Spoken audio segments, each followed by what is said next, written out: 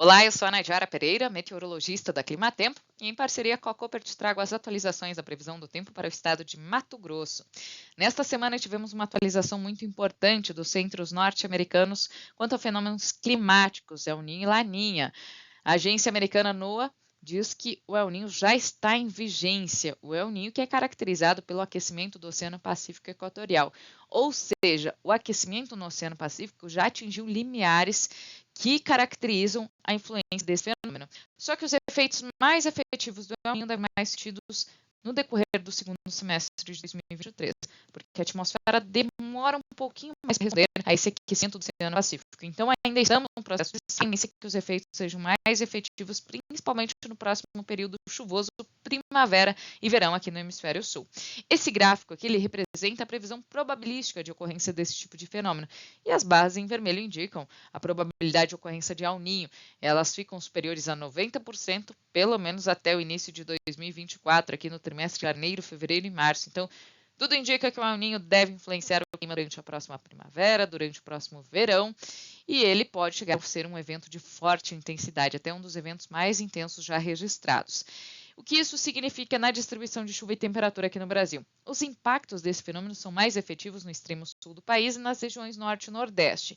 Normalmente traz aumento das chuvas para o sul e risco de estiagem para o norte e nordeste. E também é um fenômeno que deixa a atmosfera mais aquecida, então as temperaturas tendem a ficar mais elevadas. Tem expectativa para que a próxima primavera e o verão sejam mais quentes do que o normal, inclusive sobre o estado de Mato Grosso. Os efeitos na distribuição da chuva sobre Mato Grosso não são tão marcados como nos extremos sul e norte do país. Mas existe um risco maior para irregularidade nas chuvas já durante a primavera. Diminui o risco para atraso no retorno das chuvas. As chuvas devem começar a retornar a partir de setembro, mas na forma de pancadas mais isoladas, e tanto setembro quanto outubro podem ter uma irregularidade maior, então algumas regiões podem ter impactos na hora da instalação dos cultivos de verão. Então, normalmente, as chuvas ficam mais irregulares no centro e norte do país, incluindo sobre o estado mato-grossense. A gente vai acompanhar essas condições, monitorar todas as atualizações e trazer para vocês em primeira mão.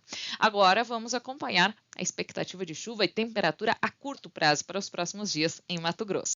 Nesses próximos dias, o grande destaque é o avanço de uma frente fria pelo centro-sul, que vai espalhar instabilidade sobre o centro-oeste, inclusive sobre Mato Grosso. Tem previsão de episódios de chuva sobre o sul e oeste do estado. Essa chuva ela pode vir até com moderada intensidade, deve abranger boa parte aqui da metade sul e oeste de Mato Grosso. Norte e leste devem ter mais variação de nebulosidade e a probabilidade para chuva significativa é menor.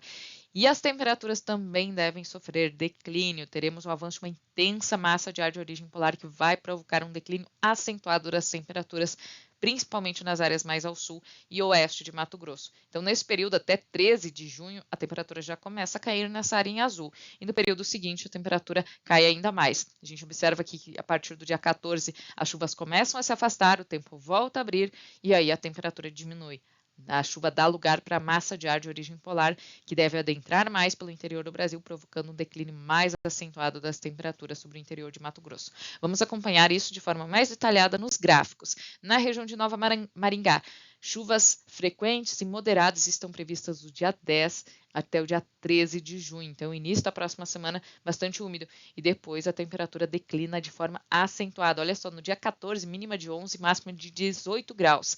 No dia 15, mínima de 10, então bastante frio durante a madrugada e máxima de 24. Depois as temperaturas vão se elevando gradativamente. Na última dezena do mês, as máximas já ficam superiores aos 30 graus. Na região de Tangará da Serra, uma condição similar e o frio deve ser ainda mais intenso. Tem previsão de chuva do dia 11 ao dia 13, chuva de moderada intensidade. Essa chuva impacta atividades no campo, especialmente as atividades de colheita, mas, por outro lado, ajuda na manutenção de umidade no solo para aquelas lavouras que estão em desenvolvimento, especialmente lavouras de milho segunda safra. Depois disso, o tempo seco ganha força e o ar frio deve predominar. As mínimas podem chegar a 8, 9 graus na região de Tangará da Serra por volta dos dias 15 e 16 de junho. Depois disso, as temperaturas ficam em gradativa elevação, mas essa segunda quinzena de junho vai começar bem gelada no interior de Mato Grosso. Esses são os destaques da previsão do tempo de hoje. Eu volto na próxima semana com novas atualizações. Até mais!